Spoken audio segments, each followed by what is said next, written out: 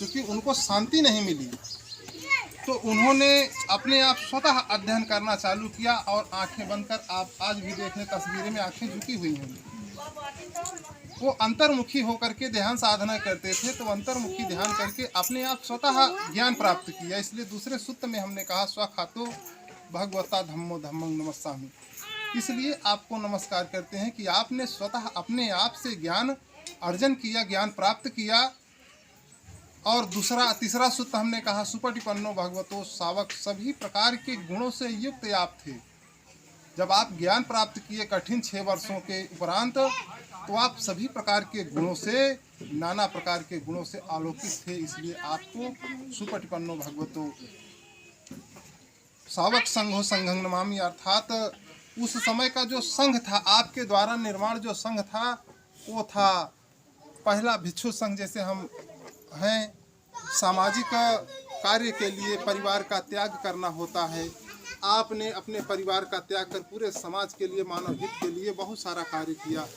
इसलिए आपने भिक्षु संघ का निर्माण किया। वो आज भिक्षु संघ के संघ से हम आए हैं। और दूसरा संघ भिक्षुणी संघ, जैसे महिलाएं हैं, महिलाएं अगर संघ में आना चाहें तो वो भी भिक्षुणी बन सकते हैं, भिक्षुणी संघ का निर्माण किया। और तीसरा संघ उपासक संघ, जैसे आप सभी लोग हैं, गृहवासी जितने भी घर परिवार से हैं, ऐसे जो है उपासक और महिलाएं जो भी हैं उपासिका, 4 ऐसे संघ महासंघ का निर्माण आपके द्वारा किया गया।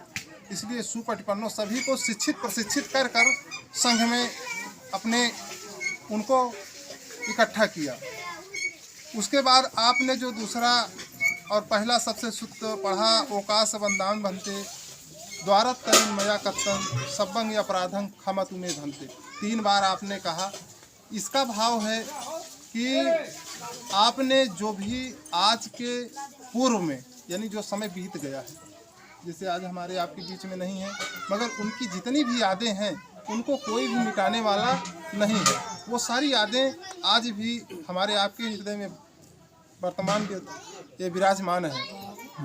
तो आपने ये कहा पाली भाषा में कि भंते जी, आपको हम नमस्कार करते हैं। और ये जो पूर्व में गलतियां हुई हैं, जो भी अपराध हुए हैं, जो भी पाप हुए हैं, उन सभी प्रकार के पापों को आप क्षमा करें। आने वाले समय में हम किसी भी प्रकार का अपराध, पाप, कर्म नहीं करेंगे। दूसरी बार भी ऐसा कहता हूँ, तीसरी बार भी ऐसा कहता हूँ, कहती हूँ। ये उस पाली भाषा का हिंदी अनुवाद है। जब आप इन्हें ये कहा तो हमने कहा आपसे त्रिशरण के लिए और सील के लिए याचना करना, क्योंकि कोई भी चीज़ किसी को ज़बरदस्ती दे दी जाए तो वह सुरक्षित नहीं रह सकती। जब व्यक्ति किसी चीज़ के लिए प्रयत्न करता है तब उसे वह सुरक्षित रखता है। तो आपने जो दूसरी बार में सूत्र कहा, उसका भाव है कि भंते जी, हम विनय पूर्वक याचना करते हैं, सत्य पूर्वक याचना करते हैं कि हमें त्रिशरण और पंचशील देने की अनुकंपा करें, जिसे महामानव तथागत बुद्ध ने पूर्व काल में पूरे समाज को देकर भारत को बौद्धमय किया था। और पूरा भारत बौद्धमय और राजाओं महाराजाओं से फलीभूत होकर हरा भरा था, सोने की चिड़िया था। ये आपने दूसरी बार भी, ऐसा मैं कहता हूँ, ऐसा तीसरी बार भी कहता हूँ, सील के लिए याचना करता हूँ।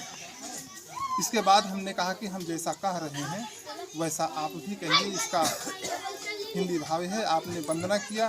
वंदना में ये कहा कि मैं पूर्ण सम्यक संबुद्ध भगवान अरहत को नमस्कार करता हूँ, नमस्कार करती हूँ। दूसरी बार भी सम्यक संबुद्ध अरहत को नमस्कार करता हूँ, करती हूँ। एवं तीसरी बार भी नमस्कार करता हूँ, नमस्कार करती हूँ।